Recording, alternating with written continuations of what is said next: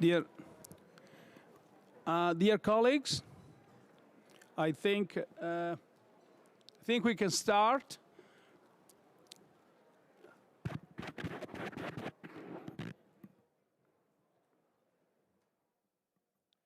It's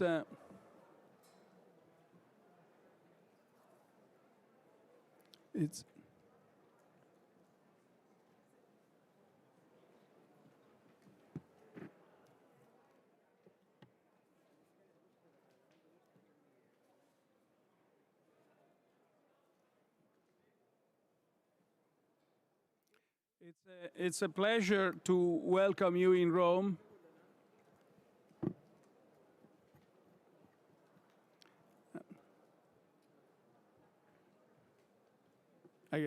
Okay, dear colleagues, it's a pleasure to welcome you in Rome today for this G20 Summit. First of all, I'd like to say that it's great to see you, all of you here, after a difficult few years for the global community. The pandemic has kept us apart, as it did with all our citizens. And even before, we faced protectionism, unilateralism, nationalism.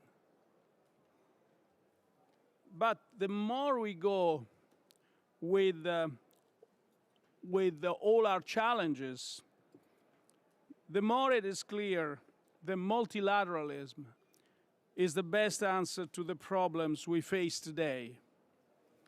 In many ways, it's the only possible answer. From the pandemic to climate change to fair and equitable taxation, going it alone, it's simply not an option. We must do all we can to overcome our differences. And we must rekindle the spirit that led to the creation of this group. Almost 2 years since the start of the pandemic, we can finally look at the future with some optimism. Successful vaccination campaigns and coordinated action from governments and central banks have allowed the global economy to rebound. Many of our countries have launched recovery plans to boost growth, reduce inequalities, promote sustainability.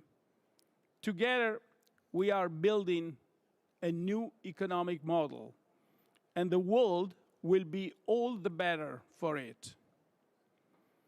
However, we must be aware of the challenges we face collectively.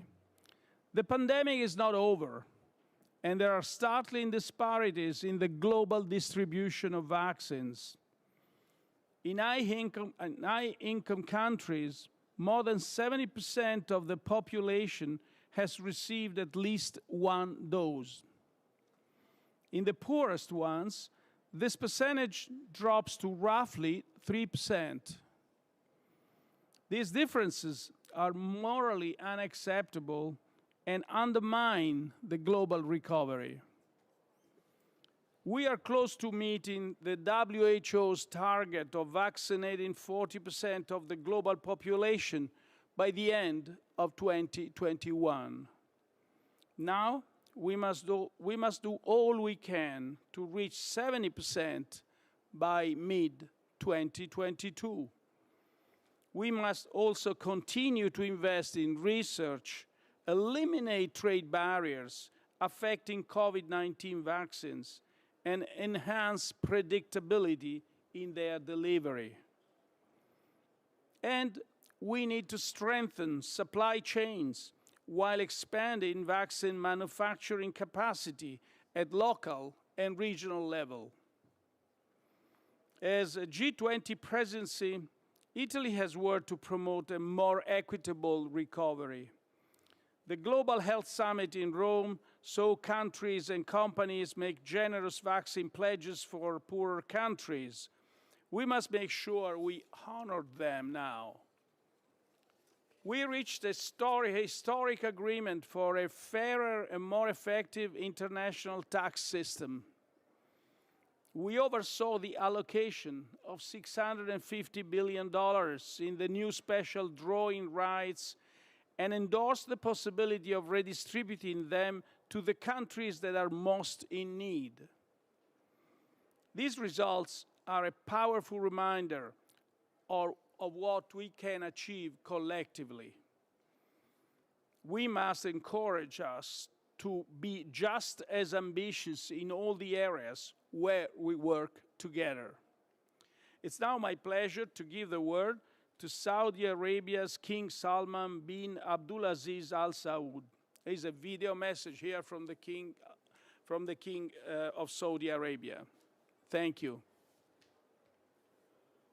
Please.